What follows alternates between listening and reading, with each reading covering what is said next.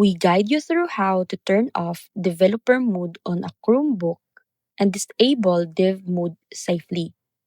First thing you need to do is power off your Chromebook completely.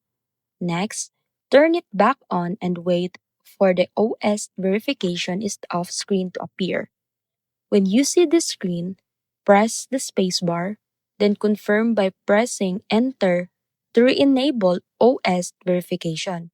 Your Chromebook will now begin resetting itself and turning off developer mode, which may take several minutes and will erase local data stored on the device. Once the process is finished, your Chromebook will restart automatically and boot normally without the developer mode warning.